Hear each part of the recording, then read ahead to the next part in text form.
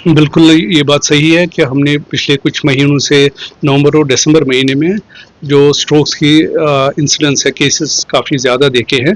अगर आप आज भी हमारे वार्ड में आएँगे तो हमारे जो 32 बेड्स हमारे पास है, उसमें से करीब-करीब 20-25 बेड्स स्ट्रोक के ही पेशेंट्स एडमिट होते हैं और दोनों stroke, ischemic as well as hemorrhagic strokes की इंसिडेंस बढ़ गई है। तो इस हवाले से मैं ये कहना चाहता हूँ कि हमें जो ये खुश्क सर्दी पड़ रही है, इसमें ज़्यादा बाहर आउटडोर्स नहीं घूमना चाहिए।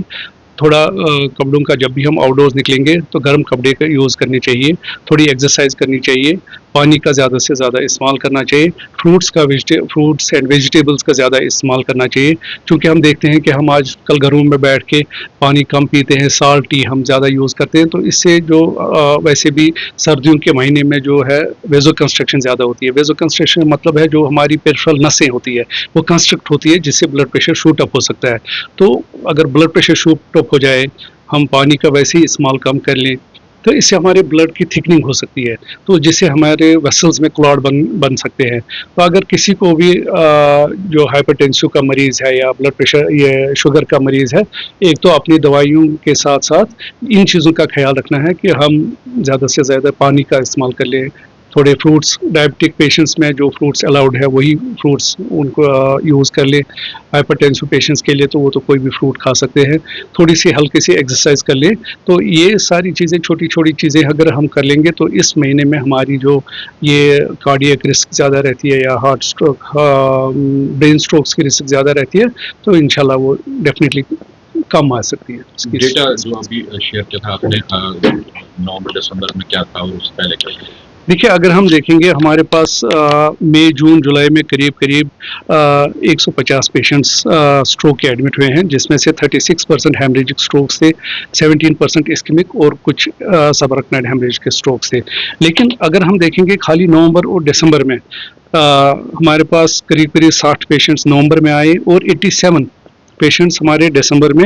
अभी जनवरी में इतनी देर में हमारे पास और भी करीब-करीब 20-25 पेशेंट्स आए हैं। तो हम देखेंगे कि इन 2 महीनों में ही हमारे पास 150 से ज़्यादा पेशेंट्स स्ट्रोक के आए हैं।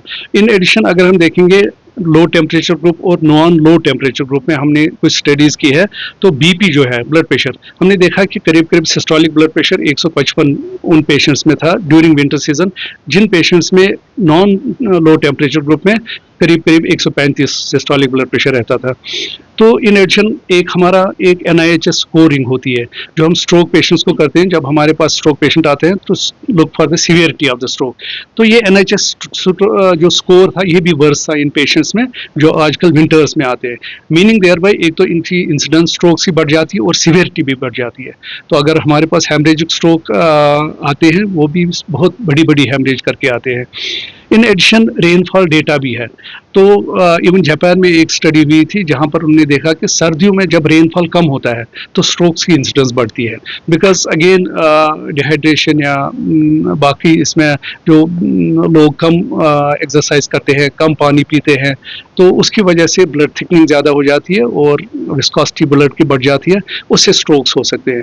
तो हमारा यही कहना है, हम अपने नाज़रीन को ये कहते हैं, एडवाइजरी देते हैं कि चूँकि ये जो सख्त तरीन जो चलाई कलान का महीना है, इसमें आप पानी ज़्यादा से ज़्यादा पीजिए, डिहाइड्रेशन नहीं होनी चाहिए, क्योंकि अगर आप हमाम में बैठेंगे और हम पानी नहीं पिएंगे तो डिहाइड्रेशन हो सकती है। हमें ज़रूर अपने आप को गर्म रखना है, गर्म कपड़े पहनने हैं, गर्म जगह रहना है, लेकिन उसके साथ साथ एक्सरसाइज और फ्लूइड्स का इस्तेमाल करना है, फ्रूट्स एंड वेजिटेबल्स का इस्तेमाल करना है, ताकि हम इस इंसिडेंस को कम कर लें, या अगर किसी को खुदा न खास्ता स्ट्रोक हो भी जाए तो उसकी सीवियरिटी कम हो जाए।